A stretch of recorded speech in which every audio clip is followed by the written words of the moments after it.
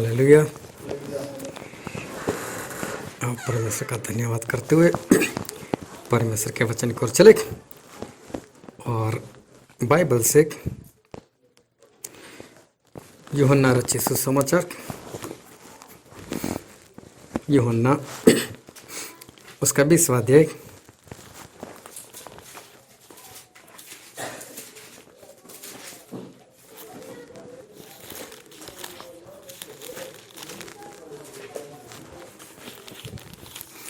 यूहन्ना 20 और हम पढ़ेंगे 19 से लेकर 23 तक।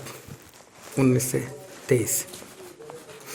उसी दिन जो सप्ताह का पहला दिन था, संध्या के समय, जब वहां के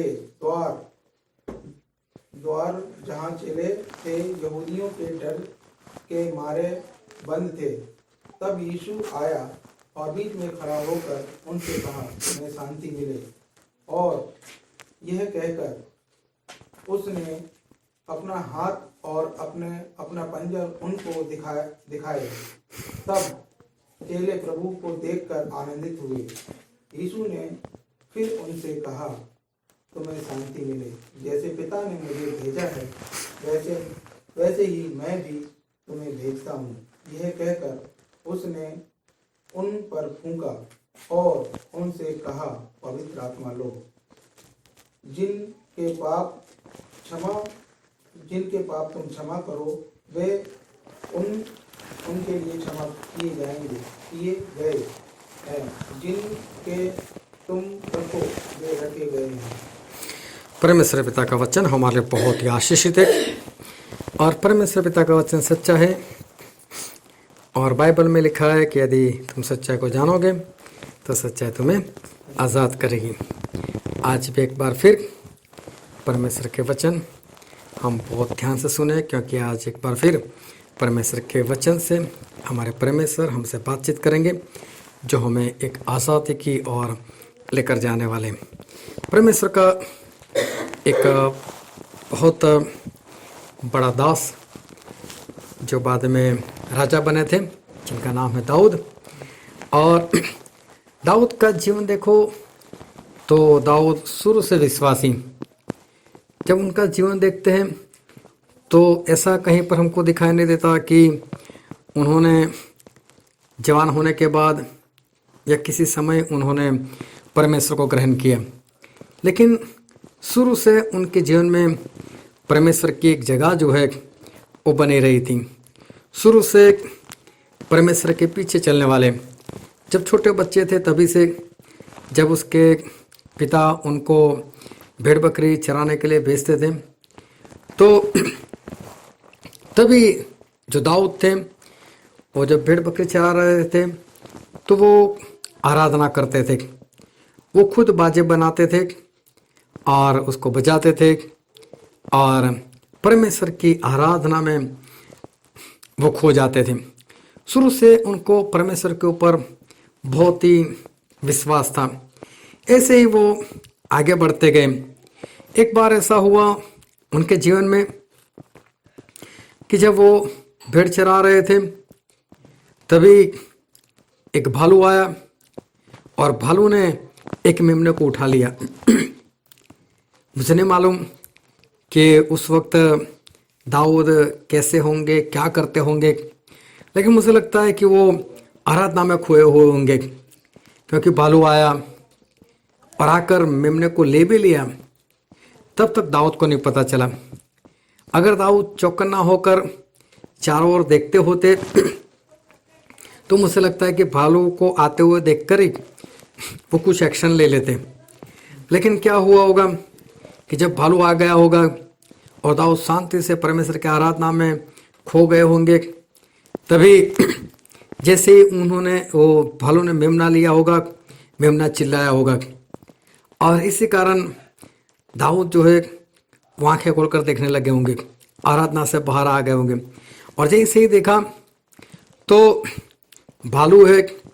भालू को देखकर इंसान को डर लगता है, लेकिन यहाँ पर तो एक छोटा बच्चा है, उसको भी तो डर लगना चाहिए। लेकिन बाइबल में लिखने के अनुसार वो उसके पीछे भागे और उसके मुंह से एक मेमने को छुड़ा लिया। तो भालू को गुस्सा आया, तो भालू ने उसके ऊपर हमला कर दिया, लेकिन दाऊद ने उस भालू को वहीं का वहीं मार दिया।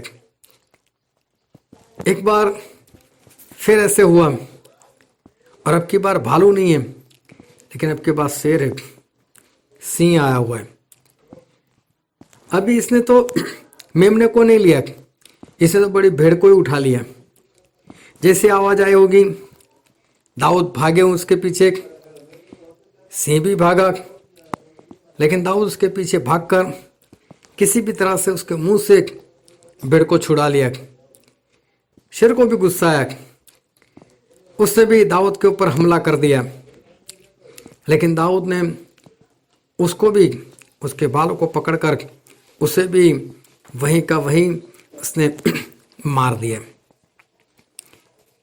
ऐसे करते करते एक बार जब शाऊल राजा थे और फिलिस्तीनी लोगों के साथ जंग छिड़ी हुई थी, सभी लोग लड़ने के लिए गए थे, और कैसी लड़ाई चल रही है, वहाँ का माहौल क्या है, वो कुछ पता नहीं चल रहा है।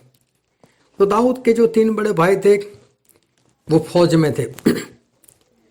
तो दाऊद के पिता ने दाऊद को बोला कि तू जा और देख कर आ कि वहाँ पर क्या हाल है, कैसे लड़ाई चल रही है, क्या हो रहा है, क्योंकि आज 40 दिन होने को है, लेकिन कुछ पता नहीं चल रहा है। तो दाऊद वहाँ पर चले गए। जब वहाँ पर गए तो पता चला कि वहाँ का माहौल तो कुछ और है, क्योंकि फिलिस्तीनी में एक योद्धा था जिसका नाम था गोलियत, और उस वक्त उसकी जो हाइट थी वो थी 9 फीट 9 इंच। मतलब अगर यहाँ पर खड़ा रहेगा तो उसका सर जो है वो छत के ऊपर चला जाएगा। अब ऐसी उसकी बॉडी, उसको देखकर सभी लोग डर रहे, और उसने आकर ऐसा कहा कि हम लड़ते नहीं है, लेकिन हम ऐसा करते हैं कि आप में से कोई एक आओ मेरे साथ लड़ने के लिए, हमारी ओर से में और आपकी ओर से एक। तो बोले 2 में से कोई एक मरेगा, या तो मैं उसको मार दूंगा तो आप हमारा गुलाम बन जाना, और अगर वो मुझे मार दे तो मेरे वाले आपके गुलाम बन जाएंगे। अभी देखो, हो सकता है कि सभी को इकट्ठा होकर अगर उसको सामना करना हो तो हो सकता है एक दूसरे के सहारे लोग चले जाएंगे, लेकिन यहाँ पर तो एक ही इंसान को जाना है। अभी ये लोग ज़्यादा से ज़्यादा 6 फुट के होंगे और वो उसे तकरीबन 4 फीट और बड़ा है, तो जाएगा कैसे? उसके गर्दन तक तो किसी की तलवार ही नहीं पहुंचने वाली, लड़ेंगे कैसे? सभी लोग डर रहे। तो हर रोज ऐसा बोल रहा है, बोले कौन यहोवा के लोग ऐसे वैसे, बहुत कुछ इसने बोला, लेकिन किसी की हिम्मत नहीं हो रही है कि वो लड़ने के लिए जाए। तो 40 दिन वहां पर दाऊद पहुंच गए। जब दाऊद पहुंच गए तो दाऊद ने भी इसके शब्द सुने, तो दाऊद को तो अंदर से गुस्सा आ गया। बोले ये कौन होता है, ये खतना रहित इंसान परमेश्वर के लोगों के बारे में ऐसा बोल रहा है। तो उसने बोला लोगों को लड़ने के लिए क्यों कोई नहीं जा रहा है। तो पता चला कि सभी लोग डर रहे, सभी लोगों के अंदर डर है, कोई लड़ने के लिए नहीं जा रहा है। तो दाऊद ने बोला कोई बात नहीं, अगर कोई नहीं जा रहा है तो मैं जाता हूं। तो किसी ने जाकर शाऊल राजा को बात बताई कि कोई तो है जो लड़ने के लिए तैयार हुआ है। शाऊल भी जानकर खुश तो हो गए, बोले जो भी उसको मेरे पास लेकर आओ। जब लेकर गए तब छोटा सा लड़का। शाऊल ने देखा ये कौन सा लड़ेगा, ये तो ऐसे ही मर जाएगा, 40 दिन जैसे तैसे बिना लड़े भी, हम यहाँ पर गुलाम तो नहीं है, लेकिन ये जाएगा तो क्या होगा, हम पक्का गुलाम बनने वाले। लेकिन दूसरी ओर देखे तो कम से कम एक तो है जो लड़ने के लिए तैयार हुआ, चाहे गुलाम बन जाएंगे, लेकिन या इधर या उधर कुछ तो बात होगी, क्योंकि लड़ने के लिए कोई नहीं जा रहा है, मरने के लिए कोई नहीं जा रहा है, तो चलो कोई तो है। तो दाऊद किसी भी तरह से लड़ने के लिए वहां पर गए, और हमको मालूम है कि क्या हुआ वहां पर। दाऊद ने गोफन के अंदर एक पत्थर डाला और उसको घुमा कर मारा, और गोलियत जो है वो वहीं पर गिर पड़ा, और फिर उसकी तलवार लेकर उसकी गर्दन दाऊद राजा ने वो काट दी। लेकिन तब वो छोटे बच्चे थे, जवानी में पैर रख रहे थे, तब उन्होंने एक भालू को मार दिया, सिंह को मार दिया, गोलियत को मार दिया। अभी शाऊल की निगाह में दाऊद आ गए, बोले ये है कौन? तो पता चला यशे का लड़का है, तो उसको अपने पास रख लिया, क्योंकि शाऊल के अंदर से परमेश्वर का आत्मा, पवित्र आत्मा चले गए थे, और अभी दुष्ट आत्मा उसको परेशान कर रहा था, और इसलिए उसे दाऊद को वहां पर रख लिया, क्योंकि दाऊद परमेश्वर की आराधना बहुत अच्छे से करते थे, और जब वो आराधना करते थे तो दुष्ट आत्मा भाग जाता था, और शाऊल को अच्छा लगता था। जब दाऊद वहां से चले जाते थे तो एक बार फिर दुष्ट आत्मा उसको पकड़ लेते थे। लेकिन फिर शाऊल को पता चला कि मेरी जगह पर राजा बनने के लिए परमेश्वर ने इसी को चुना है, तो अभी उसका दुश्मन बन गया। बोले मेरे बाद तो मैं मेरे लड़के को राजा बनाना चाहता हूँ, और अभी ये कहाँ से राजा बनेगा। तो जब दाऊद आराधना कर रहे थे तो शाऊल ने सोचा कि अभी अच्छे से आराधना कर रहा है, आओ उसको भाला मार दो। और शाऊल ने एक बार नहीं 2 बार ऐसा किया, 2 बार भाला मार दिया। अभी देखो पहली बार मारा वो तो ठीक है कि दाऊद को पता नहीं था, लेकिन परमेश्वर ने हो सकता है उसकी आंखें खोल दी, और जैसे ही भाला आता होगा दाऊद वहाँ से हट गए, और भाला जो था दीवार के अंदर तक चला गया। अब ये तो पहली बार हुआ, लेकिन बाइबल में लिखा है 2 बार ऐसा हुआ। इसका मतलब उसके बाद भी दाऊद वहाँ पर आराधना के लिए जाते होंगे। एक बार ऐसा हुआ होगा, उसके बाद में भी शाऊल ने बुलाया होगा। अभी देखो पहली बार हमला हुआ, उसके पहले तो पता नहीं था कि हमला करने वाला है, लेकिन एक बार हमला हो चुका, उसके बाद में अगर फिर से जाना पड़े फिर अंदर कैसे डर रहता है, अब क्या होगा। पहले तो ये हमला कर चुका है, कहीं हमारे किसी के साथ दुश्मनी हो जाए, कोई हमको मार कर भगाए, तो पहले तो नहीं पता था, लेकिन दूसरी बार उसी इलाके में जाना हो तो एक अंदर से डर लगता है कि नहीं वहाँ पर नहीं जाना है। लेकिन दाऊद के जीवन में ऐसा 2 बार हुआ, मतलब दूसरी बार भी गए, तो उनके अंदर कैसा डर होना चाहिए। चलो उसके बाद शाऊल राजा ने अपनी लड़की के साथ दाऊद की शादी भी करवा दी। अभी तो वहाँ के जमाई बन गए। एक बार शाऊल ने सोचा अभी तो मेरे ही घर में मेरी लड़की के साथ ही है, बोले उसको ख़त्म कर देता हूँ। और तब शाऊल की लड़की ने दाऊद को बता दिया, बोले तू यहाँ से भाग जा, वरना मेरा बाप तुझे ख़त्म कर देगा। अभी देखो दाऊद की हालत कुछ ऐसी है कि वो कहीं पर भी सुरक्षित नहीं है, कहीं पर भी सेफ नहीं है। चाहे वो जमाई बना हुआ है फिर भी सेफ नहीं है।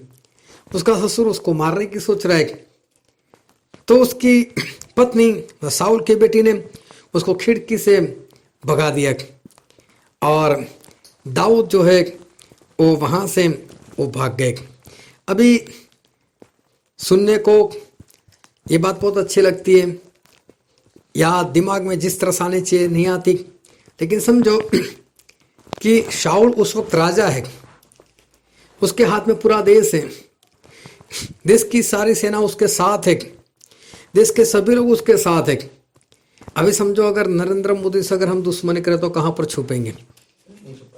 हाँ, पूरे भारत में हम कहीं पर भी नहीं छुप सकते, क्योंकि सारा देश उसका, सारी सेना उसकी, वो तो कुछ भी कर सकते हैं, हमको कहीं से भी पकड़ सकते, लेकिन उनसे बचकर रहना, और वो भी भारत के अंदर, तो समझो कि एक एक पल हमारा कैसे बीतेगा।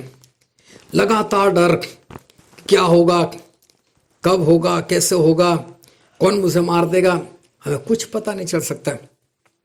दाऊद के हालात कुछ इस तरह से, शाऊल राजा और शाऊल दुश्मन बनकर बैठे, पूरी सेना उसने दाऊद के पीछे वो लगा दी है और उसके पीछे मारने के लिए शाऊल जो है वो पूरी तरह से अपनी जान, अपनी ताकत सब कुछ लगा रहे। लगातार दाऊद के जीवन में समझो कि एक डर होना चाहिए, लगातार भागते रहना। अगर सही में लगातार डर किसी के जीवन में हो तो क्या हो जाता है, उसको हार्ट अटैक आ जाता है, इंसान खत्म हो जाता है लगातार डर की वजह से। लेकिन दाऊद जो है वो ऐसे ही वो बढ़ते गए। एक बार तो ऐसा हुआ कि शाऊल को पता चला कि दाऊद और शमूएल दोनों साथ में हैं और नायोत नाम की एक जगह थी, वहाँ पर ये लोग थे। तो जैसे ही शाऊल को पता चला, उसने कुछ सिपाही लोगों को भेजा, बोले जाओ और दाऊद को पकड़ कर लेकर आओ। और वहाँ पर बाइबल में ऐसा लिखा है, पहला शमूएल उसका 19वां अध्याय और पढ़ो तो उसका 18, 19 और 20 पद।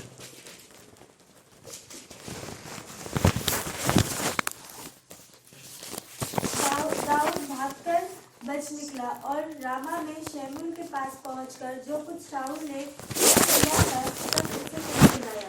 तब वो और शमूएल जाकर नाबयोत में रहने लगे। जब शाऊल को इसका समाचार मिला कि दाऊद रामा में नाबयोत में है, तब शाऊल ने दाऊद को पकड़ लाने के लिए दूत भेजे। और जब शाऊल के दूतों ने नबियों के दिल को नबूवत करते हुए और शमूएल को उनकी प्रधानता करते हुए देखा, तब परमेश्वर का आत्मा उन पर चढ़ा और वे भी नबूवत करने लगे। हाँ, यहाँ पर ऐसा लिखा है कि जब शाऊल को पता चला कि दाऊद इस जगह पर है तो उसने कुछ लोगों को भेजा, जाओ जाकर उसको पकड़ कर लेकर आओ। और देखो वो लोग वहाँ पर गए और परमेश्वर के आत्मा ने उनको छुआ और वो भी भविष्यवाणी करने लगे, वो भी परमेश्वर के वचन पुकारने लगे। मतलब दाऊद वहीं पर है, दाऊद वहाँ उनके साथ में है, शमूएल भी वहाँ पर साथ में है। अभी देखो सामने दुश्मन है और दाऊद वहाँ पर है। अभी सामने वो लोग आ रहे, चाहे वहाँ पर भविष्यवाणी हो रही है, चाहे वहाँ पर परमेश्वर का आत्मा काम कर रहा है, कुछ भी है, लेकिन फिर भी क्या होता है, एक डर बना रहता है कि क्या होगा, ये सब लोग मुझे पकड़ने के लिए तो आ गए, अब मेरा क्या होगा। लेकिन वो सभी लोग वहाँ पर परमेश्वर के वचन पुकारने लगे। जब शाऊल को पता चला, शाऊल ने दूसरी बार लोगों को भेजा, दूसरी बार भी वैसा ही हुआ। शाऊल ने तीसरी बार भेजा, तीसरी बार भी ऐसा ही हुआ। फिर शाऊल खुद चले गए। अभी देखो दाऊद वहीं के वहीं है, अभी तक भागे नहीं कहीं पर।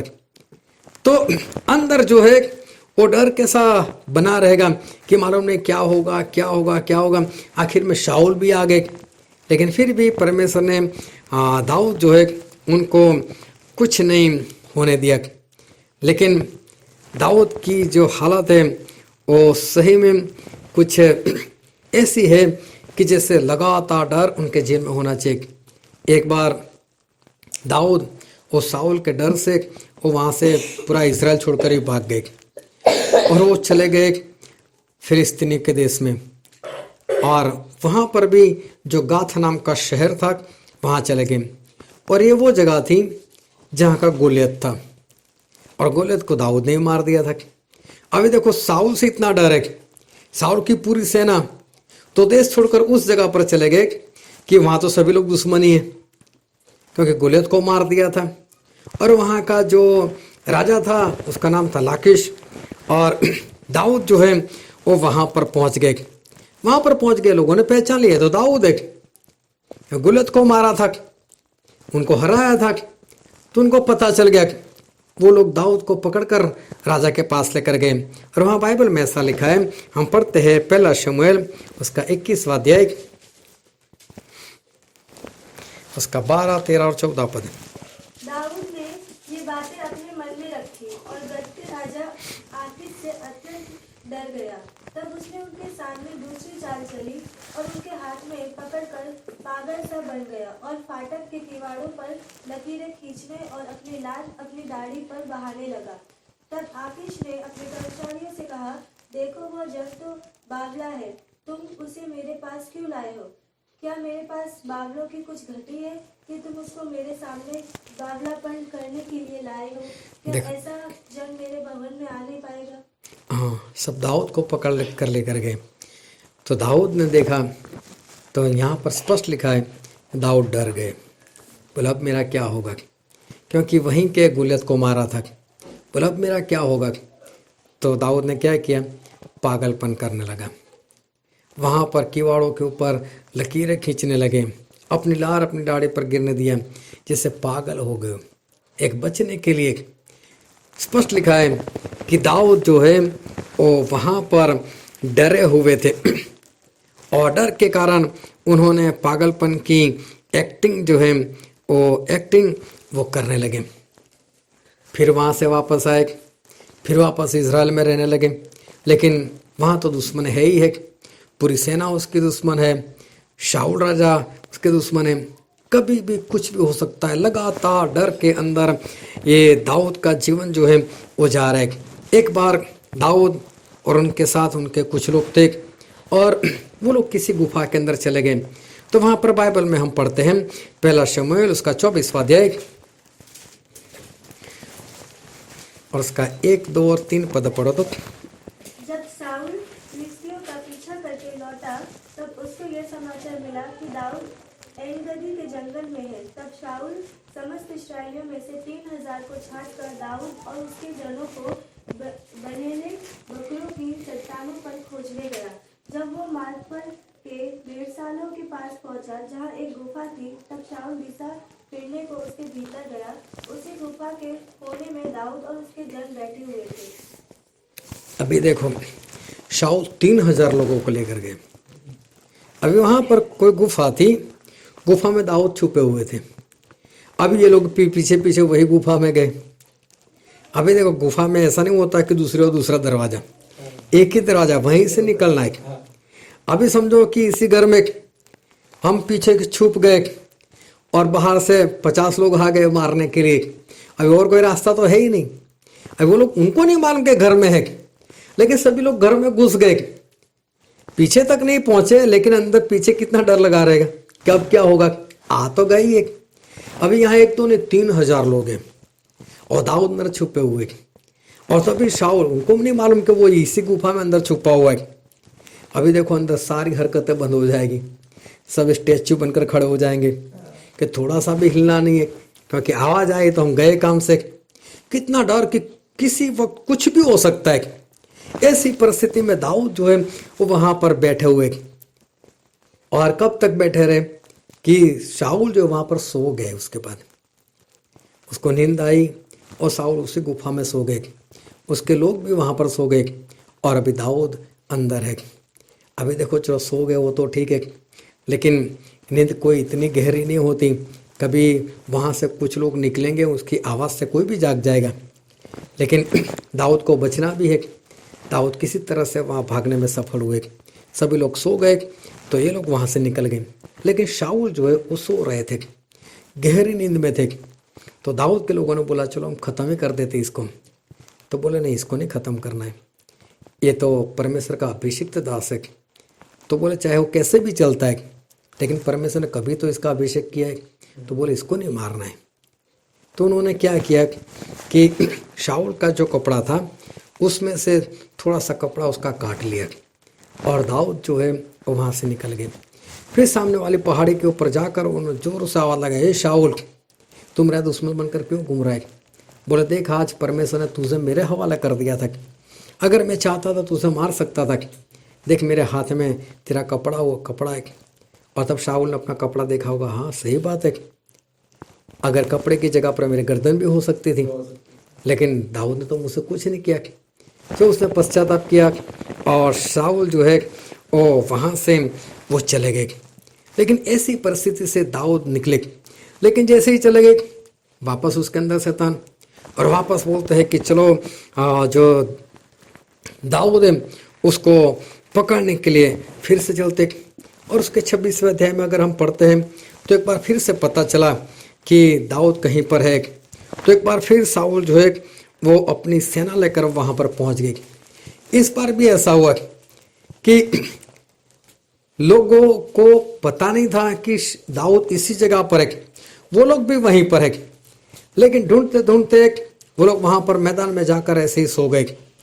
जब सो गए तो दाऊद ने देखा, दाऊद ने एक बार फिर उसकी जो पीने की झारी थी वो ले ली और उसका जो भाला था वो ले लिया। एक बार फिर उसने दाऊद ने शाऊल को बताया कि देख शाऊल, मैं तुझे मार सकता था, परमेश्वर ने आज एक बार फिर तुझे मेरे हवाला कर दिया था, लेकिन मैंने तुझे कुछ नहीं किया। तू मेरा दुश्मन क्यों बनाया, तू मुझे क्यों मारने को चाहता है। एक बार फिर शाऊल ने पश्चाताप किया, लेकिन शाऊल जैसे थे वैसे के वैसे ही रहे। अभी ऐसा 1-2 दिन नहीं, 1-2 महीने तक नहीं, लेकिन 38 साल तक ऐसा चलता रहा। 38 साल तक दाऊद जो है वो शाऊल से भागते रहे। 38 साल तक उनका एक पल का ठिकाना नहीं था कि अगले पल में जीवित होऊंगा या नहीं होऊंगा। ऐसी परिस्थिति में दाऊद ने पूरे 38 साल जो है वो 38 साल बिता दिए। बहुत ध्यान समझना कि आज इंसान के जीवन में कहीं न कहीं पर किसी न किसी तरह का डर जो है वो लगा रहता है। अगर कोई इंसान ऐसा कहे कि मुझे किसी का डर नहीं, तो समझ लेना कि वो सबसे बड़ा झूठ बोल रहे हैं। बच्चे पढ़ते हैं तो उनको पढ़ाई का डर लगता है कि पास होगा या नहीं होगा। अगर पास होना है, अगर पास का डर नहीं है तो कितने परसेंटेज आएंगे और मुझे कितने चाहिए, मैंने कितनी मेहनत की, घर पर मम्मी क्या बोलेंगे, पापा क्या बोलेंगे, ये डर लगा रहता है। कई बार बीमारियों का डर लगा रहता है। एक बार एक पास्टर साहब ने एक बहुत बढ़िया प्रचार किया। प्रचार था परमेश्वर के सामर्थ्य के ऊपर। जब प्रचार खत्म हुआ, मैं पास्टर से मिला तो मैंने पास्टर साहब को बोला, पास्टर साहब आपका वचन बहुत बढ़िया था। फिर हमारे एक छोटी सी वहाँ पर कुछ मेंबर लोगों की मीटिंग थी, हम लोग उसमें बैठे थे और बाहर से भजिए मंगाए थे। पास्टर साहब भी आए और उनको भी बोला कि आप भी खाओ। बोला नहीं, मुझे तो डॉक्टर ने मना किया है मैं नहीं खाऊंगा। मैंने बोला कितना प्रचार किया है इन्होंने परमेश्वर के सामर्थ्य के ऊपर, लेकिन सिर्फ शब्द बन गए और मेरे सामने उन्होंने कुछ भी नहीं खाया। एक डर, मुझसे कुछ हो जाए, बीमारियों का डर लगा रहता है, ये नहीं खाना वो नहीं खाना, ऐसा डर, मौत का डर लगा रहता है, फेल होने का इंसान को डर लगा रहता है। कभी कभी पत्नी को पति का डर लगा रहता है कभी कभी पति को पत्नी का डर लगा रहता है, बोले क्या होगा क्या नहीं। तो कभी बच्चों का भी डर लगा रहता है, माता पिता को, और नहीं बच्चे जवान हो रहे, क्या कर देंगे, क्या बोलेंगे, कैसे चलेंगे। कभी जॉब करते हैं, कारोबार करते हैं, मालिक का डर लगा रहता है कि कहीं हमको निकाल ना दे, कहीं पैसे हमारे लिए ना लगे। कहीं ना कहीं इंसान जो है उसके जीवन में कोई ना कोई डर जो है वो बना रहता है। कोई भी इंसान ऐसा नहीं कह सकता कि मेरे जीवन में किसी भी चीज़ का डर नहीं है। एक बार एक पुलिस इंस्पेक्टर था, तो पुलिस इंस्पेक्टर पैसे वाले ही होते, उनके पास पैसे ज़्यादा रहते, घर में नौकरानी थी, वो सारा काम कर कर जाती थी। एक बार ऐसा हुआ नौकरानी बीमार थी। नौकरानी बीमार थी तो अभी जो सिठानी थी वो झाड़ू पोछा लगाने लगी। अभी वो पोछा लगाया ही था, अभी सूखा भी नहीं था, और ये इंस्पेक्टर साहब तो जूते पहनकर जैसे अंदर गए उसको पूरा गुस्सा आ गया, और वो इंस्पेक्टर की जो रिवॉल्वर थी वहीं पर टेबल के ऊपर रखी हुई थी, उसने उठा ली, 3 गोली मार दी उसको। वो इंस्पेक्टर वहीं का वही ढेर हो गया। आसपास में पता चला कि यहाँ से गोली की आवाज़ आई, उन्होंने पुलिस वाले को बुला लिया, बोले इंस्पेक्टर के घर में ऐसा कुछ हुआ है। तो वहाँ से आए, बड़े अफसर आए और पता चला कि ऐसा कुछ था। तो उन्होंने बोला कि जाओ जाकर उसको गिरफ्तार कर लो। तो पुलिस वाले वहाँ पर पहुँच गए, कुछ वक्त हो गया और जो बड़े अफसर है वो भी वहाँ पर पहुँचे। तो उन्होंने वहाँ पर जो सब इंस्पेक्टर था उसको बोला अभी तक गिरफ्तार नहीं किया उसको, उसकी पत्नी को गिरफ्तार नहीं किया। बोले नहीं, अभी भी पहुँचा तो गीला है बोले अभी उनको भी डर है कहीं ये गोली हम पर ही ना मार दे। मतलब इंसान के जीवन में डर लगा रहता है। एक भाई साहब बाल कटाने के लिए गए तो नाई ने पूछा कितने बाल रखूं, तो बोले बस मेरी पत्नी के हाथ में नहीं आना चाहिए इतने रखो, छोटे कर दो बोले। तो इंसान जो होता है उसके जीवन में एक डर जो है, वो डर कहीं ना कहीं पर किसी ना किसी तरह से वो बना रहता है। अगर किसी के जीवन में डर ना हो तो ये बात जो है वो पूरी तरह से वो गलत है। जब प्रभु यीशु इस धरती पर थे तो कई लोग जो थे वो प्रभु यीशु का विरोध कर रहे थे। कई लोग जो थे वो प्रभु यीशु को फंसाने का प्रयत्न कर रहे थे, और ऐसे करते करते वो लोग सफल भी हो गए और उन्होंने यीशु मसीह को मार दिया। जब यीशु मसीह को मार दिया तो चेले जो थे वो चेले काफ़ी डरे हुए थे, क्योंकि जब गेत्सेमने बाग के अंदर जब आखिरी प्रार्थना के लिए प्रभु यीशु गए और वहाँ पर सिपाही लोग आए, तलवार लेकर भाला लेकर आए और यीशु मसीह को पकड़वा दिया गया, तो पतरस ने अपनी तलवार निकाल दी और किसी का कान काट दिया। अभी जब कान काट दिया तो सही में वो कौन सा कान काटना चाहता था? वो तो सही में जान से ही मार देता। कभी कोई तलवार से कान नहीं काटता। मारना क्यों है? कहीं वो मुझे ना मार दे। यीशु मसीह ने भी लोगों को बोला कि देखो आपको मुझसे काम है, मेरे चेले लोगों को जाने दो। और सभी चेले जो है वहाँ से भाग गए। अभी देखो यही चेलों ने क्या बोला था कि प्रभु यीशु हम आपके लिए मरने के लिए तैयार है, हम आपके साथ जेल में जाने के लिए भी तैयार है। और वही चेले सभी लोग डर के मारे और वहाँ से भाग गए। प्रभु यीशु के होते हुए भी इनके जीवन में वो डर है। अभी क्या हुआ कि प्रभु यीशु को पकड़वा दिए गए, पिलातुस के घर लेकर गए और पतरस जो थे उन्होंने सोचा कि चलो जाकर देखता हूँ कि वहाँ पर हो क्या रहा है। तो पतरस वहाँ पर धीरे से आए, लेकिन उनको पहचाना गया। बोले तू भी तो वहीं का है, तू भी तो उसका चेला है। तो पतरस ने 3 बार इनकार कर दिया। बोले नहीं, मैं तो इसको जानता भी नहीं। क्यों? बस यही डर कि अगर मैंने बोल दिया कि हाँ मैं वही हूँ, मैं ही उसका चेला हूँ, तो हो सकता है कि जिस तरह से यीशु मसीह के साथ वो पेश आ रहे उसी तरह से मेरे साथ भी पेश आए, कहीं मुझे भी खत्म कर दे, मुझे भी मार दे। बस यही डर की वजह से पतरस जो है वो पतरस भी 3 बार इनकार कर रहे। आखिर में यीशु मसीह को मार दिए गए। जब मार दिए गए तो बाइबल में पढ़ना कि एक भी चेला उनकी डेड बॉडी लेने को नहीं आया। सभी लोग डर रहे, बोले होगा क्या, होगा क्या। कितने करीब रहते थे, 3.5 साल तक परमेश्वर ने उनके लिए क्या कुछ नहीं किया, लेकिन वो लोग देखो एक डर के मारे वहाँ पर नहीं आ रहे। एक आया जो यूसुफ नाम का, लेकिन बाइबल में उसके बारे में ऐसा लिखा है वो गुप्त में चेला था, जाहिर में किसी को नहीं पता था कि ये चेला है। वो गया वहाँ पर, उसने डेड बॉडी मांगी, लेकिन उसने ये नहीं बताया कि मैं भी यीशु मसीह का चेला हूँ। बोले किसी ने किसी को तो दफन करना पड़ेगा, तो वो ऐसे वहाँ पर चला गया, लेकिन उसने भी ये नहीं बताया कि मैं प्रभु यीशु का मैं चेला हूँ। अभी प्रभु यीशु मर गए और चेले सारे जो है वो सभी लोग डर रहे, क्या होगा मेरा, क्या होगा मेरा। और इसी तरह से ये जो चेले हैं वो डर के मारे वो एक जगह पर वो इकट्ठे हुए। और जो वचन हमने पढ़ा था यूहन्ना उसका 20वां अध्याय, तो पढ़ो तो उसका 19वां पद। उसी दिन जो सप्ताह का पहला दिन था, संध्या के समय, जब वहाँ के द्वार जहाँ चेले थे यहूदियों के डर के मारे बंद थे। हाँ, अभी देखो चेले जहाँ पर इकट्ठा हुए थे, क्या लिखा है? यहूदियों के डर के कारण उन्होंने दरवाजे बंद रखे थे।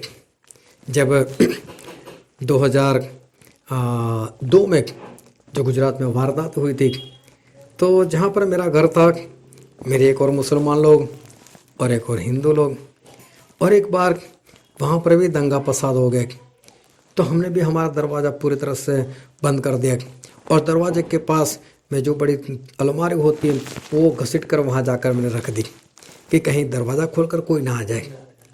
एक डर जब बना रहता है तब इंसान बचने के लिए बहुत कुछ करते हैं। ये चेले सभी एक साथ हैं और सभी एक साथ एक कमरे में इकट्ठा हुए और उन लोगों ने जो वहाँ का जो दरवाज़ा था वो दरवाज़ा उन्होंने पूरी तरह से उन्होंने बंद कर दिया। दरवाज़ा पूरी तरह से बंद कर दिया। वो डर रहे, लेकिन तभी क्या हुआ, वहाँ पर अचानक से प्रभु यीशु आ गए। दरवाज़ा बंद है लेकिन प्रभु यीशु अचानक उनके बीच में वो प्रकट हुए और प्रभु यीशु ने कहा कि तुम्हें शांति हो। और फिर आगे लिखा है, हम पढ़ते हैं उसका 22वां पद। यह कहकर उसने उन पर फूंका और उनसे कहा, पवित्र आत्मा लो। हाँ, अब प्रभु यीशु ने उनसे एक बात कही, पवित्र आत्मा लो। मतलब तुम्हें पवित्र आत्मा की सख्त जरूरत है, तुम पवित्र आत्मा ले लो। अभी देखो प्रभु यीशु ने वहाँ पर काम क्या किया। हमारे परमेश्वर जो है उनका काम करने का तरीका कुछ अलग से। हम क्या उनके पास मांगते हैं और सही में वो हमको क्या देना चाहते, कुछ अलग से बात है। परमेश्वर का जो ज्ञान है, परमेश्वर की जो बुद्धि है, वो हम कभी भी नहीं समझ सकते। परमेश्वर हमारे जीवन में किस तरह से काम करना चाहते हैं वो हमें अंदाजा नहीं होता। हम हमारा दिमाग से परमेश्वर के पास मांगते हैं, हम हमारे दिमाग से परमेश्वर को कहते हैं। एक बार एक लड़की थी और वो 5 बहनें थी और वो सबसे बड़ी थी और वो आई थी अन्य जाति से। लेकिन एक 2 बार हमारी मुलाकात हुई, बाइबल के कुछ वचन देखे और उसके लिए जो प्रार्थना हुई तो उसको यीशु मसीह के ऊपर बहुत भरोसा आ गया। वो यीशु मसीह को मानने लगी। एक बार उसने मुझसे कहा कि बोले आप मेरे लिए प्रार्थना करो, मैं भारत छोड़कर मैं ऑस्ट्रेलिया जाना चाहती हूँ। तो मैं ज़्यादातर अगर कोई मुझसे ऐसा बाहर की बोले तो मैं उसको मनाही करता हूँ कि मत जाओ बाहर, हमारा देश सबसे अच्छा है। मैं बोला क्यों जाना चाहती हूँ? उसने मुझसे बताया, देखो हम 5 बहनें हैं, भाई है नहीं, सबसे बड़ी मैं हूँ। अब मेरी शादी का वक्त आ गया। अगर मेरी शादी होगी तो अन्य जाति से होगी। मेरे पापा को अगर मैं बोलूँगी कि मुझे मसीह लड़का चाहिए तो वो नहीं मानेंगे और बोले मैं अभी जो सच्चाई जान गई तो मुझे अभी किसी और जगह पर शादी नहीं करें, मुझे मसीह लड़का ही चाहिए। लेकिन मैं मेरे पापा को ऐसा बोल नहीं सकती। तो बोला अगर मैं बाहर जाना मेरा हो गया, 2 पैसे कमाऊँगी, वहाँ पर कुछ रहूँगी तो मेरी 1-2 बहन की शादी हो जाएंगी और उसके बाद अगर मैं मेरे पापा को बोलूँ कि मुझे मसीह लड़का चाहिए तो हो सकता है उस वक्त मान जाए। मैंने उसका कारण देखा, मैं बोला ठीक है। तो मैं ठीक है, हम प्रार्थना करते। तो एग्ज़ाम दे रही थी IELTS की। उसने बताया कि कम से कम 6.5 बैंड आना चाहिए तब मेरा जाना होगा और उसके लिए प्रार्थना करो। हम प्रार्थना करते रहे और उसके बैंड आए 6, आधा बैंड कम आ गए। बोले इसमें तो मेरा जाना नहीं होगा। मैं बोला वो छोड़ो, जाना होगा है नहीं होगा, लेकिन हम तो परमेश्वर से लगातार प्रार्थना कर रहे हैं तो परमेश्वर कुछ करेंगे। बोले ठीक है देखें। बोले नहीं, अभी दूसरी बार एग्ज़ाम देनी पड़ेगी। लेकिन हुआ ऐसा कि वो 6 बैंड में ही उसका जाना हो गया और वो वहाँ पर चली भी गई।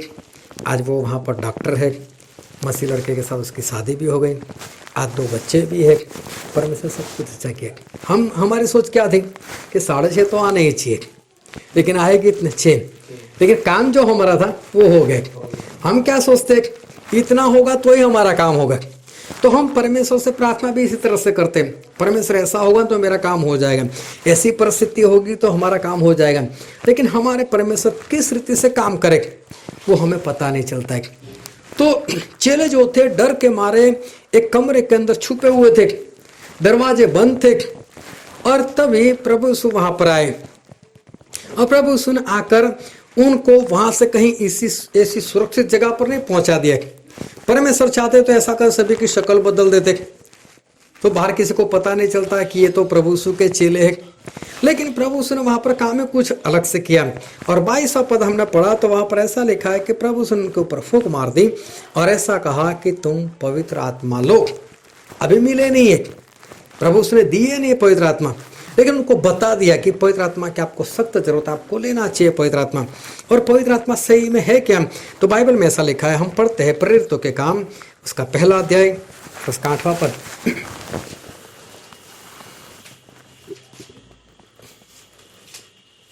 परंतु जब पवित्र आत्मा तुम पर आएगा तब तुम सामर्थ पाओगे। हाँ, यहाँ पर लिखा है पवित्र आत्मा आएंगे तो क्या पाओगे? सामर्थ पाओगे। क्यों प्रभु यीशु ने उनको पवित्र आत्मा की बात की? बोले आपको डर लग रहा है ना, तो आपको क्या जरूरत है? सामर्थ की जरूरत है। जब डर लगता है तब सामर्थ की जरूरत है। और लूका में भी ऐसा लिखा है, लूका उसका 24वां अध्याय उसका 49। और देखो, जिसकी प्रतिज्ञा मेरे पिता ने की है, मैं उसको सुनकर उतारूंगा, और जब तक स्वर्ग से सामर्थ्य ना पाऊं, तब तक तुम इसी नगर में ठहरे रहो। हाँ, प्रभु से उनको बोला था ऊपर से सामर्थ, मतलब कि जब तक पवित्र आत्मा ना पाओ तब तक यहाँ से निकलना मत। देखो, प्रभु जब डर रहे थे तो प्रभु से उनके डर को दूर नहीं किया, लेकिन प्रभु यीशु ने डर में जीने के लिए उनको क्या दिया? सामर्थ दिया। जब दाऊद छोटे बच्चे थे और भेड़ चरा रहे थे, और जब भालू आए होंगे तो मुझे नहीं लगता कि दाऊद नहीं डरे होंगे। जैसे ही भालू मेमने की आवाज आई होगी, दाऊद ने आंखें खोली होगी आराधना से और देखा होगा भालू, तो डर गए होंगे। लेकिन उसी वक्त परमेश्वर ने क्या किया होगा? उसको एक सामर्थ दे दिया होगा। बोले जा तू भाग उसके पीछे, और अचानक से उसके अंदर एक सामर्थ, बोले उसमें क्या है, मैं तो भागता हूँ इसके पीछे। पहले तो डरे ही होंगे, कोई इंसान ऐसा नहीं कह सकता। कोई ऐसे ही खड़ा हो, आप पीछे से जाकर सिर्फ एक उसके पीछे चिल्ला दो तो भी ऐसे हो जाता है। मतलब डर ऐसी चीज है कि वो बिना पूछे आ ही जाता है। लेकिन उस डर के अंदर क्या करना है वो परमेश्वर हमको सिखा दे। उस डर के अंदर हमें क्या चाहिए वो परमेश्वर जानते हैं। परमेश्वर हमारे डर को नहीं भगाते, लेकिन उस डर में किस तरह से जीवन जीना है वो सामर्थ परमेश्वर हमको देते। और दाऊद भागे हो गए और उस भालू को उन्होंने मार दिया। अब भालू को मार दिया, अब दूसरी बार भालू आएगा तो नहीं डरने वाले। पहली बार तो डरे होंगे, लेकिन दूसरी बार क्या हुआ? दूसरी बार तो सिंह आ गया, अभी शेर आ गया, तो अभी भी उनको डर लगा होगा, अरे ये तो शेर, अभी क्या करूँ? लेकिन परमेश्वर ने बोला होगा कोई बात नहीं, तू भाग, मैं सामर्थ देता हूँ। और दाऊद उसके पीछे भागे होंगे, बच्चे थे उसके पीछे भागे और जाकर उस सिंह को भी मार दिया। अभी वही दाऊद जा रहे गोलियत के पास। जब उन्होंने गोलियत को देखा होगा तो उन्होंने भी देखा होगा क्या हाइट है इसकी, तो बॉडी है, इसके सामने लड़ा कैसे जाए। लेकिन तभी उनको बात याद आती है, अरे एक बार तो भालू को भी मारा था, मैं कहाँ उसको मार सकता हूँ। एक बार तो मैंने शेर को भी मार कर गिराया, मैं कहाँ उसको मार सकता हूँ। और तभी उनके अंदर वापस वो जोश आ गया होगा, कोई बात नहीं, अभी इसके साथ भी चलता हूँ। वो बोलते मैं लड़ने के लिए जाऊँगा। तो शाऊल खुद डरा रहे उसको, बोले तू कैसे लड़ सकता है, तू तो अभी जवान हो रहा है अभी, और वो तो अपने जवानी से लड़ता आया हुआ है, तू क्या करेगा, तू कैसे उसको मार गिराएगा। तो बोले कोई बात नहीं, एक काम कर, ले मेरे जिलम पहन ले, मेरा टोप ले ले। लेकिन जैसे दाऊद ने सब कुछ पहना, दाऊद तो चल भी नहीं पा रहे। बोले इससे मेरा काम नहीं होगा, मैं तो ऐसे ही चलता हूँ।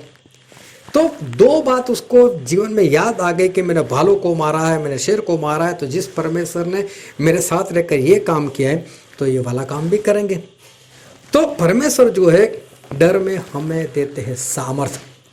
हम क्या प्रार्थना करते हैं, परमेश्वर इस डर को ही खत्म कर दो, ये बात ही मेरे जीवन से निकाल दो। परमेश्वर हमारे मुश्किलें निकालते नहीं, लेकिन उस मुश्किल में हमें किस तरह से जीवन जीना है, कैसे उसके साथ जूझना है, कैसे उसको भगाना है, हमारे परमेश्वर हमको वो सिखाते। जब वो ही निकल गया तो हमारे जीवन में गवाही क्या रहेगी। लेकिन गवाही तब बनती है कि जब उस परिस्थिति से हम बाहर निकल जाते, वो हमारे लिए परमेश्वर की एक बड़ी गवाही बनती है। तो परमेश्वर जो है वो जब हमें डर लगता है तब परमेश्वर हमें क्या करते हैं, हमें सामर्थ देते। अब दाऊद में वो सामर्थ आ गया, बोले गोलियत जो है उसके साथ तो मैं लड़ सकता हूँ, और वो लड़ने के लिए चले गए और उसको मार दिया। उसके बाद 38 साल तक साउल से भागते रहे। हर बार उनके जीवन में डर, हर बार उनके जीवन में डर। लेकिन जैसी भी परिस्थिति चाहे, उस गुफा के अंदर 3000 लोग आ गए। दाऊद डर तो गए होगे अब मेरा क्या होगा। लेकिन तभी परमेश्वर ने क्या किया, परमेश्वर ने उसके जीवन में अपना सामर्थ दे दिया। बोले तू ऐसा कर, और वो लोग वहाँ से जीवित अवस्था के अंदर वो लोग बाहर निकल गए। तो हमारे परमेश्वर जो है जब हमारे जीवन में डर आता है तो परमेश्वर डर को नहीं निकालते, लेकिन डर में किस तरह से हमें आगे बढ़ना है उस मुश्किल से किस तरह से हमें बाहर निकालना है, वो हमारे परमेश्वर जो है वो सिखाते। मैंने कई बार ऐसा अनुभव किया, क्योंकि मुझे मालूम है मेरा स्वभाव कैसा है, मुझे मालूम है कि मेरे अंदर कितनी शक्ति है, मुझे मालूम है कि मेरे अंदर कितना सामर्थ्य है, मैं कितना कर सकता हूँ, मुझे मालूम है। लेकिन जब ऐसी परिस्थिति आती है तब मालूम नहीं कहाँ से एक सामर्थ्य का अनुभव होता है, कहाँ से एक परमेश्वर की उपस्थिति का एक अनुभव होता है। एक बार एक अन्य जाति के लोग और पंजाबी लोग, और वो लड़का मुझे हर बार प्रार्थना के लिए बुलाया करता था, और मैं उसके घर में जाता था, हम दोनों बैठते थे और हम प्रार्थना करते थे। और वो मुझे उसके एक रिश्तेदार के घर में भी प्रार्थना के लिए लेकर जाता था। तो मुझे वहाँ पर कोई डर नहीं था, क्योंकि वो मेरे साथ था। एक बार ऐसा हुआ कि वो अपने रिश्तेदार के घर जहाँ पर था, तो मैं वहाँ पर चला गया प्रार्थना के लिए। और उस वक्त मालूम नहीं कुछ त्योहार हो गया या उनके घर में कुछ होगा, तो बहुत सारे पंजाबी इकट्ठे हुए थे। और मैं वहाँ पर गया, मालूम नहीं उसके दिमाग में क्या आ गया, बोले ये तो हमको मसीह बनाने के लिए आता है। वही मेरे खिलाफ हो गया। मैं भी सोच में पड़ गया कि इतने सारे पंजाबी लोग, मालूम नहीं क्या होने वाला है। और मेरे साथ एक बहन जी जो थे वो मेरे साथ प्रार्थना में आए थे, वो भी डर गए, बोले होगा क्या यहाँ पर। बोले हाँ हमारे गुरु नानक को जानते हो आप, बोले उन्होंने ये किया वो किया। मैंने सोचा अभी क्या करे क्या नहीं तो कोई बात नहीं, मैं वहाँ पर बैठा रहा। लेकिन उसके बाद मैंने उनसे एक ही बात कही, मैंने बोला देखो यीशु मसीह वो है जो मुर्दों में से बाहर आया है। आज तक कोई मुर्दों में से बाहर नहीं आया। जो मुर्दा है वो आपको मार सकता है, लेकिन जो मुर्दों में से बाहर आए वो आपको भी मरों में से जिंदा कर सकते, और वही यीशु मसीह है। इतना बोला तो उनके परिवार का एक दूसरा सदस्य वो खड़ा हो गया। वो बोलता है स्टैनली भाई को मैंने बुलाया। बोले जिसको प्रार्थना करने वो यहाँ पर बैठे, बाकी सब बाजू वाले कमरे में चले जाओ। तो मेरा कुछ नहीं हुआ, लेकिन मुझे मालूम है कि मेरे अंदर वो सामर्थ्य नहीं है, मेरे अंदर ताकत नहीं है। मैं तो माफ़ी मांग कर वहाँ से भाग जाने वाला था, लेकिन मालूम नहीं कैसे बस मैं बोल पड़ा, और परमेश्वर का जो सामर्थ्य था उस परमेश्वर का सामर्थ्य का मैंने अनुभव किया। तो हमारे परमेश्वर जो है वो डर से हमें भगाते नहीं है, हमारे जीवन से डर को इस तरह से नहीं खत्म करते, ऐसी परिस्थिति को हमारे जीवन से निकालते नहीं है। लेकिन हमारे परमेश्वर क्या करते, उस डर के सामने कैसे जीवन जीना, कैसे आगे बढ़ना, वो हमको सिखाते हैं। और इसलिए बाइबल में लिखा है, हम पढ़ते हैं लूका उसका 11वां अध्याय और उसका 13वां पद। अतः जब तुम बुरे होकर अपने बच्चों को अच्छी वस्तुएं देना जानते हो, तो स्वर्गीय पिता अपने मांगने वालों को पवित्र आत्मा क्यों ना देगा। हाँ, यहाँ पर ऐसा लिखा है कि प्रभु उसने एक दृष्टांत दिया कि मांगो तो दिया जाएगा। फिर प्रभु उसने बताया कि मांगना कहाँ है और किससे मांगना है। बोले अगर आपका बेटा आपके पास अगर रोटी मांगे तो बोले क्या आप पत्थर दोगे, बोले अगर बोले कि वो आपके पास अंडा मांगे तो क्या आप बिच्छू दोगे, बोले तो बोले आप बुरे होते हुए भी अपने बेटे को अच्छी चीज़ें देते हो। तो बोले अगर परमेश्वर से मांगोगे तो परमेश्वर क्या तुम्हें पवित्र आत्मा नहीं देंगे। तो प्रभु से ने सिखाया मांगो तो दिया जाएगा, लेकिन साथ में ये भी सिखाया मांगना क्या है, हमें मांगना क्या है, पवित्र आत्मा। इंसान कुछ भी मांगता रहता है, लेकिन परमेश्वर ने हमको क्या सिखाया कि पवित्र आत्मा मांगो। पवित्र आत्मा क्या है कि जब पवित्र आत्मा आएगा तब तुम सामर्थ्य पाओगे। पवित्र आत्मा वो सामर्थ्य है कि मुश्किलों में हमें किस तरह से जीवन जीना है, वो पवित्र आत्मा हमको सिखाते। डर तो आ जाता है, लेकिन उस डर के उस पार पवित्र आत्मा का सामर्थ्य है वो हमें ले जाता है। तो हमें सही में जो ज़रूरत है वो है पवित्र आत्मा की ज़रूरत। हम मांगते कुछ भी है परमेश्वर से, लेकिन परमेश्वर क्या चाहते हैं, हम उनसे क्या मांगें, हम उनसे पवित्र आत्मा मांगें कि जो पवित्र आत्मा हमें सामर्थ्य देते हैं। और फिलिपी में लिखा है, फिलिपिया उसका 4वां अध्याय उसका 11 और 12 पद। ये नहीं कि मैं अपनी घटी के कारण ये करता हूँ, क्योंकि मैंने ये सीखा है कि जिस दशा में हूँ उसी में संतोष करूँ। मैं दीन होना भी जानता हूँ और बढ़ना भी जानता हूँ। हर एक बात और सब दशाओं में मैं तृप्त होना, भूखा रहना और बढ़ना घटना सीखा है।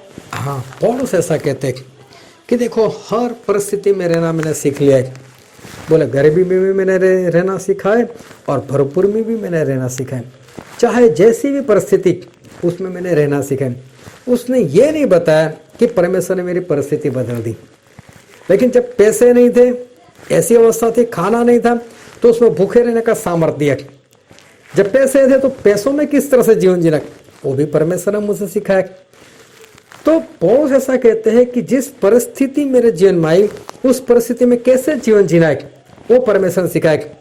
जब मैं अहमदाबाद जाता था तो हमारे वहाँ से वो मेमू ट्रेन चलती है, सुबह 5:45 बजे निकलती है और वो हमारा स्टेशन से पूरी फुल हो जाती है, क्योंकि कम पैसे में वो वहाँ पर पहुँचाती है और समय भी कम लेती है। मैं भी उसी में जाता था। तो मैं हर रोज प्रार्थना, जब भी मेरा जाना होता था मैं परमेश्वर से प्रार्थना करता था, परमेश्वर मुझे एक सीट दिला देना बस। और मैं क्या है, मैं वक्त पर ही जाता था। मैं पहले आधा घंटा पहले क्योंकि आधा घंटे पहले ट्रेन लग जाती थी। अगर आधा घंटा पहले जाओ तो सीट मिल जाती थी, लेकिन उसके बाद मिलना वो मुश्किल था। लेकिन मैं हर वक्त, मेरा क्या आधा घंटा पहले जाने का, मैं समय पर जाता था। तो चाहे लोग खड़े हो, लेकिन मुझे एक सीट मिल जाती थी। एक बार मैं प्रार्थना कर रहा था ऐसे ही, तो परमेश्वर की एक आवाज़ में सुना दी, बोले सीट नहीं मिलेगी तो नहीं जाएगा क्या? मैं बोला ये बात भी सही। उस दिन से मैंने प्रार्थना बदल दी। मैं बोला परमेश्वर सीट मिले तो बैठने का सामर्थ्य देना और ना मिले तो खड़े रहने का सामर्थ्य देना। बस उस तरह से मैंने प्रार्थना बदल दी। फिर भी मुझे मिल तो जाती है, लेकिन कई बार ऐसा हो जाता है कि अगर सीट ना भी मिले। एक बार मैं पंजाब से खड़े खड़े आया था, मैं 40 घंटे उस दिन राजस्थान के अंदर वो गुज्जर लोगों का कुछ आंदोलन था, उन्होंने पटरी उखाड़ कर फेंक दी थी और मेरा वेटिंग में 5 नंबर था, वहीं पर रुक गया। मेरी ट्रेन भी लेट हो गई और कभी यूपी में जा रही है, कभी इधर जा रहे, कभी उधर घूम रही, क्योंकि बीच में जो पटरी उखड़ चुकी थी, इसके लिए वो कभी इधर कभी उधर करके वो 46 घंटे में उसने मुझसे पहुँचाए। उसमें 6 घंटे मुझे बैठने को मिला था, बाकी 40 घंटे में सिर्फ खड़ा रहा था। और परमेश्वर ने वो सामर्थ्य मुझे दिया। तो परमेश्वर ने उस परिस्थिति को नहीं बदला कि चलो इसको सीट दिला देते हैं, हाँ, लेकिन वो सामर्थ्य हमारे परमेश्वर जो है वो सामर्थ्य हमको देते। तो पौलुस बोलते हैं कि मेरे जीवन में मैंने भरपूरी भी देखी है, मैंने तंगी भी देखी है, सारी बातें मैंने देखी। फिर क्या लिखा है 13वां पद, फिलिप्पी 4:13,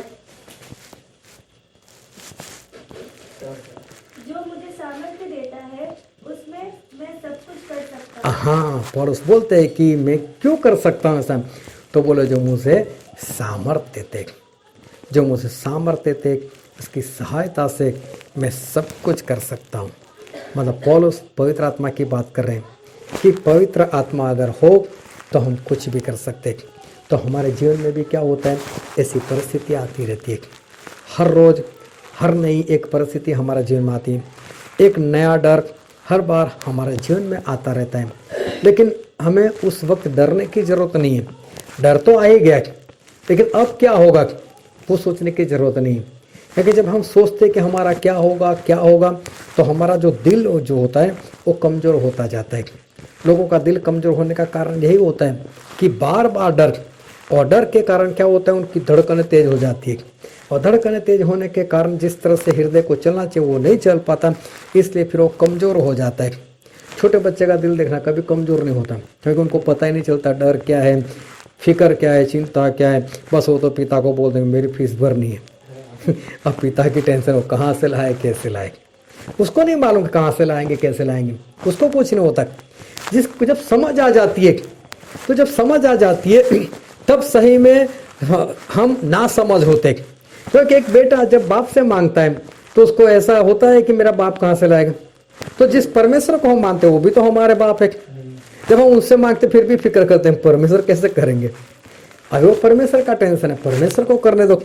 तो परमेश्वर जो है हमारे डर को दूर नहीं करते, लेकिन उस डर में कैसे जीवन जीना है वो परमेश्वर हमको सिखाते। तो जो वचन हमने पढ़ा था यूहन्ना उसका 20वां अध्याय और 19वें पद में लिखा है कि यहूदियों के डर से इन लोगों ने दरवाजे बंद कर रखे हुए थे। ये सभी लोग डर रहे थे कि अब हमारा क्या होगा, यीशु मसीह तो है नहीं, वो तो मर चुके। और तभी प्रभु यीशु जो है वो वहां पर आए। और उसका 20वां पद पढ़ दो। और ये कहकर उसने अपना हाथ और अपना पंजा दिखाए, तब चेहरे प्रभु को देखकर आनंदित हुए। हाँ देखो प्रभु यीशु वहाँ पर आए। सबसे पहले तो उन्होंने ये कहा कि तुम्हें शांति हो, और फिर प्रभु यीशु ने अपने आप को वहाँ पर प्रकट किया। अभी सभी चेले खुश हो गए, बोले यीशु मसीह तो है, वो जिंदा हो चुके। अभी लोग सभी लोग खुशी से भर गए। लेकिन इसका दूसरा मतलब क्या होता है कि चलो प्रभु यीशु आ गए तो हमारा क्या होगा? बोले हमारा डर खत्म हो जाएगा, अब प्रभु से डर से हमें बाहर निकालेंगे, हमारे जीवन में कुछ तो करेंगे। लेकिन आगे क्या क्या लिखा है, पढ़ो तो। यीशु ने फिर उनसे कहा, तुम्हें शांति मिले, जैसे पिता ने मुझे भेजा है वैसे ही मैं भी तुम्हें भेजता हूँ। ये कहकर उसने उन पर फूंका और उनसे कहा, पवित्र आत्मा लो। हाँ, प्रभु ने ऐसा कहा, जिस तरह से पिता ने मुझे भेजा है मैं उसी तरह से तुम्हें भेज रहा हूँ। मतलब जैसे मेरे हाल हुए वैसे भी तुम्हारे भी होंगे। देखने जाओ तो डर को कम नहीं किया, बढ़ा दिया। जिस तरह से मुझे भेजा गया अब मैं तुम लोगों को भेज रहा हूँ। जो काम मैंने किया अब तुम करो, जो मेरे साथ हुआ वो भी तुम्हारे साथ होगा। लेकिन फिर प्रभु ने एक काम किया, उनके ऊपर फूंक मारकर कहा, पवित्र आत्मा लो। मतलब ये काम करने के लिए, इस संसार में जीवन जीने के लिए आपको क्या जरूरत है? सामर्थ्य की जरूरत है, आपको पवित्र आत्मा की जरूरत है। आप पवित्र आत्मा पालो, वो पाकर फिर आप निकलो तो कैसी भी परिस्थिति होगी उसमें अंदर से एक सामर्थ्य जो है वो आपको मिलता रहेगा। चाहे कैसी भी परिस्थिति आ जाए लेकिन आप नहीं डरोगे, क्योंकि बाइबल में लिखा है, हम पढ़ते हैं 2 कुरिन्थी उसका 11वां अध्याय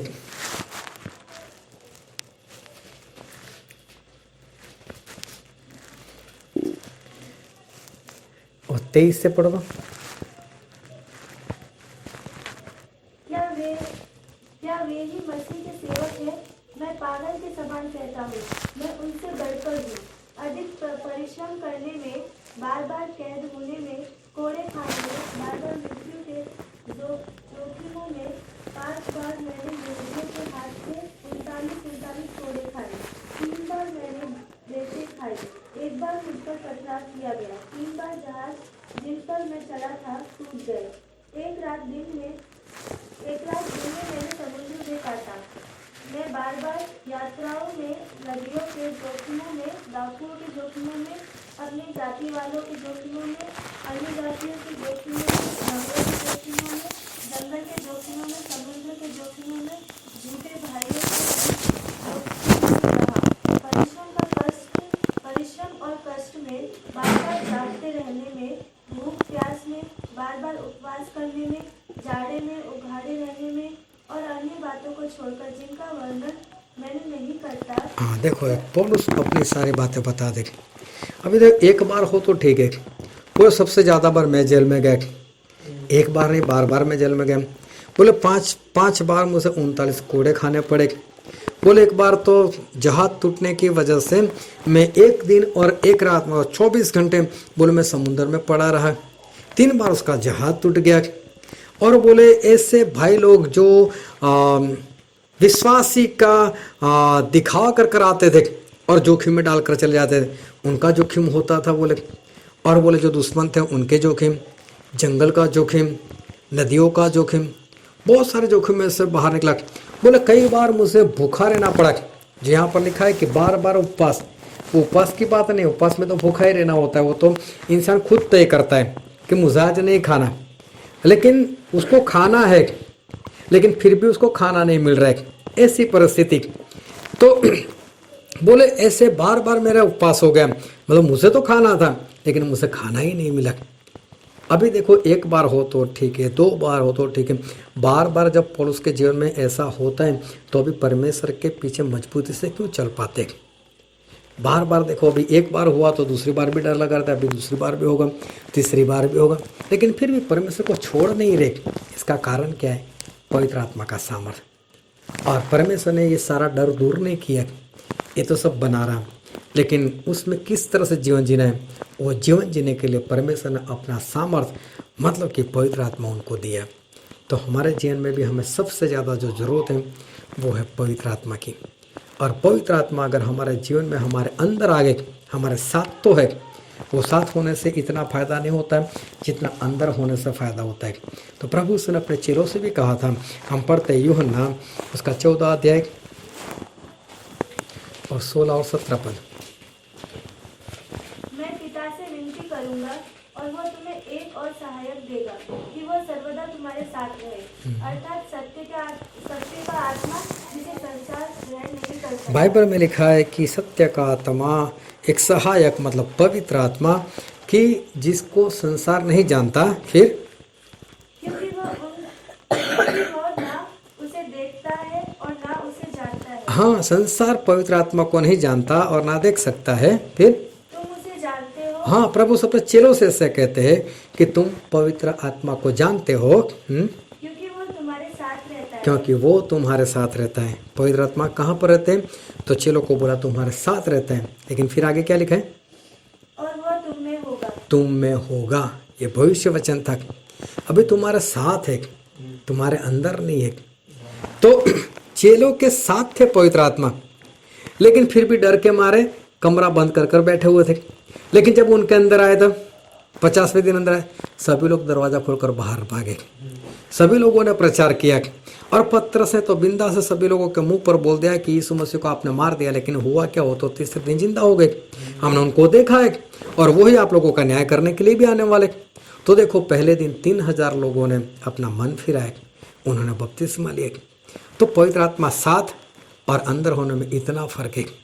साथ होगा फिर भी डर होगा, फिर भी डर के मारे ये लोग छिपे हुए थे, लेकिन जब अंदर आए पवित्र आत्मा तो ये लोग भागे। तो पवित्र आत्मा हमें साथ में नहीं चाहिए, हमें कहाँ चाहिए? हमारे अंदर चाहिए। तो हमें पवित्र आत्मा को मांगना है कि पवित्र आत्मा आप हमारे अंदर आओ। तो जब अंदर आते हैं तो किस तरह से आते हैं? तो बाइबल में लिखा है प्रेरितों के काम उसका 2 अध्याय वर्ष का 37-38। तब सुनने वालों के हृदय छिद गए और वे पतरस और शेष प्रेरितों से पूछने लगे, हे भाइयों, हम क्या करें? पतरस ने उनसे कहा, मन फिराओ और तुम में से हर एक अपने अपने पापों की क्षमा के लिए यीशु मसीह के नाम से बपतिस्मा ले, तो तुम पवित्र आत्मा का दान पाओगे। हाँ, यहाँ स्पष्ट लिखा है कि क्या करना है हमें। तो बोले मन फिराओ, मन फिराने के बाद अपने पापों के क्षमा के लिए बपतिस्मा लो, आपके पाप मिटाए गए तो पवित्र आत्मा आपको मिल जाएंगे।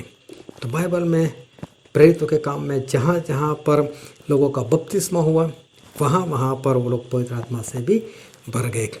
तो इसकी हमें बहुत ज़रूरत है कि हम मन फिराए, हमारा सही रीति से बपतिस्मा हो, ताकि हमारे पापों की क्षमा मिले और हम पवित्र आत्मा से हम भर जाएं। क्योंकि पवित्र आत्मा वो है जो हमें सामर्थ्य देते हैं। क्योंकि डर तो हमारे जीवन में रहता ही रहता है, उस डर में से किस तरह से बाहर निकलना है, किस तरह से आगे बढ़ना है, उसके लिए हमें पवित्र आत्मा की सख्त जरूरत है। और पवित्र आत्मा होंगे तो ही हम उस परिस्थिति का सामना कर पाएंगे, वरना हम सामना नहीं कर पाएंगे। परमेश्वर ने गोलियत को नहीं हटाया था, परमेश्वर ने भालू को नहीं हटाया था, परमेश्वर ने सिंह को नहीं हटाया था, लेकिन उससे लड़ने की सामर्थ्य थी।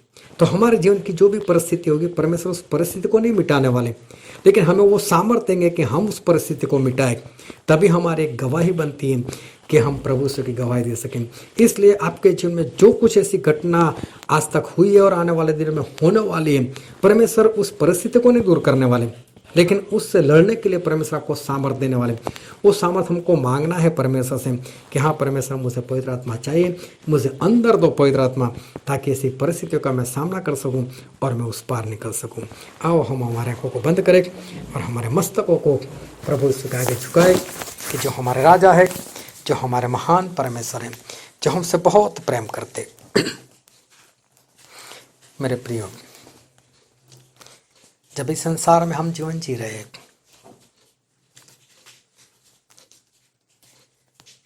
तो ऐसी परिस्थितियां, ऐसी मुश्किलें वो आएगी ही, क्योंकि प्रभु ने कहा इस संसार में क्लेश है, संकट है, लेकिन मैंने इस संसार को जीता हुआ है। वो ये नहीं कहते कि क्लेश नहीं है, वो ये नहीं कहते कि इस संसार में संकट नहीं है। इस संसार में हमारे जीवन में ऐसी परिस्थिति आएगी ही आएगी। परमेश्वर उस परिस्थिति को दूर नहीं करने वाले, लेकिन हमें उस परिस्थिति से लड़ने के लिए वो सामर्थ्य देंगे। हमें वो सामर्थ्य चाहिए, वो सामर्थ्य है पवित्र आत्मा। और परमेश्वर का वचन कहता है अपना मन फिराओ और पापों की क्षमा के लिए बपतिस्मा लो, तो आपको पवित्र आत्मा दिए जाएंगे। इस पवित्र आत्मा के लिए अपने आप को तैयार करो, क्योंकि पवित्र आत्मा के सामर्थ्य के बिना ऐसी परिस्थितियों से बाहर निकलना, जीतकर बाहर निकलना, वो मुश्किल नहीं, नामुमकिन है। जिस तरह से चेलों ने लगातार प्रार्थना की, उपवास किए, पवित्र आत्मा को पाक कर रहे, उसी तरह से अपने आप को तैयार करो। ये वचन समझने के लिए, ग्रहण करने के लिए, उसके अनुसार चलने के लिए प्रभु की कृपा हम सभी पर बनी रहे।